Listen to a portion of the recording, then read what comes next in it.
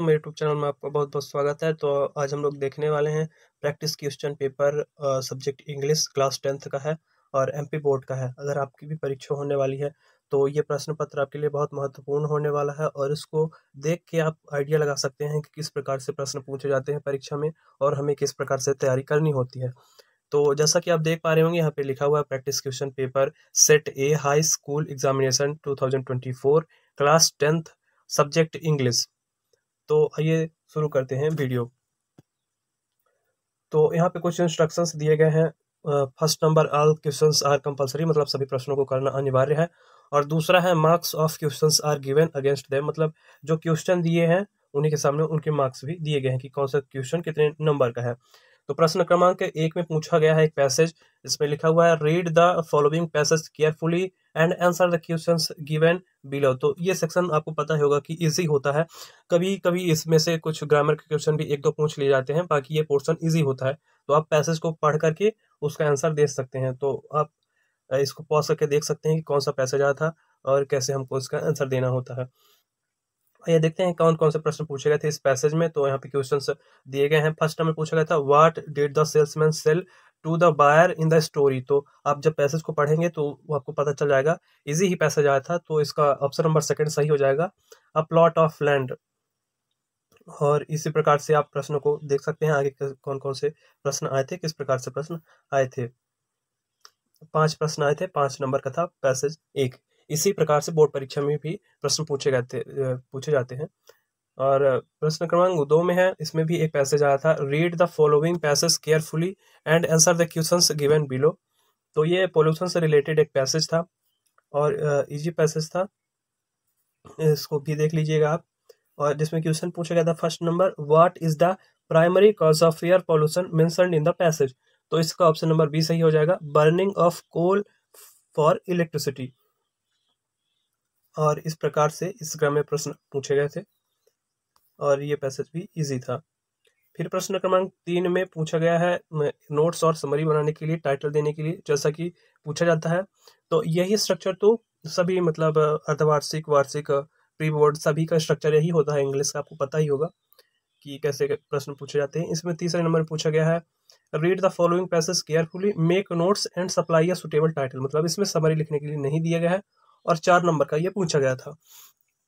तो आपको बस ऐसे पैसेज को पढ़ना है अच्छे से और उसके लिए नोट्स बनाने हैं और एक टाइटल देना है। ये एजुकेशन के लिए था, तो आप इसके टाइटल में एजुकेशन लिख सकते हैं एंड इम्पोर्टेंस ऑफ एजुकेशन आप दे सकते हैं टाइटल इसका। बाकी आप नोट्स बनाना तो जानते ही होंगे। फिर सेक्शन बी में पूछा गया था प्रश्न क्रमांक 4 में, you are Kushal Sharma studying in government higher secondary school Nainpura, write an application to your principal for fee concession, यानी कि जो कि फी माफ के लिए एप्लीकेशन लिखा जाता है उसके लिए आया था। और इसके अथवा में पूछा गया था you are Neeraj Chauhan residing at A/53 Basant Vihar Gwalior, write a letter to your friend inviting him to attend your birthday party. दोनों में से एक आपको लिखना था प्रश्न क्रमांक 4 में। तो इस प्रकार से प्रश्न पूछे गए थे। और 5वां प्रश्न पूछा गया था right an essay on the any one of the following topics in 150 words, जिसमें 4 टॉपिक दिए गए थे। जिसमें पहला था अनएम्प्लॉयमेंट प्रॉब्लम, दूसरा था इंपॉर्टेंस ऑफ ट्री, तीसरा है साइंस एंड मेन गया था और चौथा है value of games and sports. और इसके अथवा में और में पूछा गया था right a paragraph in about 150 words on advantages and disadvantages of social media. फिर है प्रश्न क्रमांक 6, जिसमें कि पूछा गया था on the basis of the picture given below describe the impact of mobile on students life. और ये लिखना था 75 वर्ड्स में कि मतलब विद्यार्थियों पर मोबाइल का क्या मतलब इम्पैक्ट पड़ता है, क्या प्रभाव पड़ता है, उसके बारे में बताना था। क्या उसके डिसएडवांटेजेस हैं और एडवांटेजेस हैं मोबाइल के, वही बताना था। और अगला क्वेश्चन है सेक्शन सी में ग्रामर, जिसमें पूछा गया था प्रश्न क्रमांक 7 है question number 7, filling the blanks choosing the correct alternative given in the brackets any 5, यानी कोई 5 करने थे। जिसमें पहला है हर अंकल इज, फिर है MLA, इसमें ऑप्शन नंबर N होगा इसमें पहले वाले में। और फिर है दूसरा जिसमें पूछा गया हिज ग्रैंड मदर डाइड तो इसमें ऑफ हो जाएगा OF, कैंसर, ऑफ कैंसर। जब कोई व्यक्ति कोई डिजीज से मरता है तो उसके पहले ऑफ यूज किया जाता है। फिर तीसरा है the train had left the station before we dot dot there, तो इसमें रीच्ड होगा। जब पहला सेंटेंस मतलब परफेक्ट में है तो दूसरा इंडेफिनिट में होगा, दूसरा पार्ट, इसलिए इसमें रीच्ड हो जाएगा, तीसरे वाले में रीच्ड होगा। फिर अगला है चौथा नंबर है walk carefully space you will fall down, और फोर्थ में हो जाएगा और OR, नहीं तो तुम गिर जाओगे। पांचवा है there are space flowers in this garden, many flowers in the garden because flowers are countable now. फिर छठा है we space to respect our elders, हमें अपने बड़ों का सम्मान करना चाहिए, इसमें ऑट टू हो जाएगा, 6 वाले में ऑट हो जाएगा, OUGHT। फिर है क्वेश्चन नंबर 8 है जो वो डू एज डायरेक्टेड है एनी 5, यानी कोई 5 करने थे, जिसमें पहला पूछा गया unless he invites me I want attend the party, अगर वह मुझे आमंत्रित नहीं करेगा तो मैं पार्टी अटेंड नहीं करूंगा, इसका मतलब ये हुआ। तो रिराइट यूजिंग इफ का यूज करना था अनलेस के जगह पे, तो हो जाएगा if he invites me I will attend the party, I will हो जाएगा आई वॉन्ट के जगह पे। फिर दूसरा है दे हैव मेड इट, इसमें क्या करना था change into past continuous tense, तो इसमें हो जाएगा they were making it.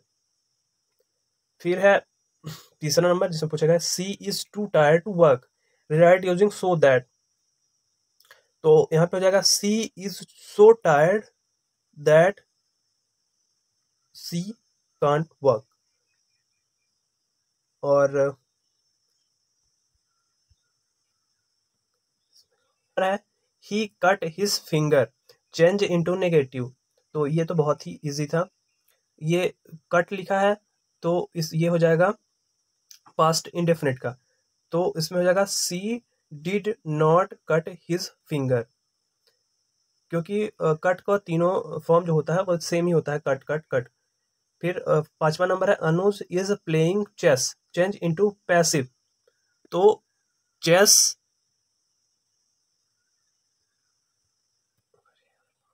Being played by Anuj, मतलब पैसिव में चेंज होगा तो इसका हो जाएगा chess is being played by Anuj.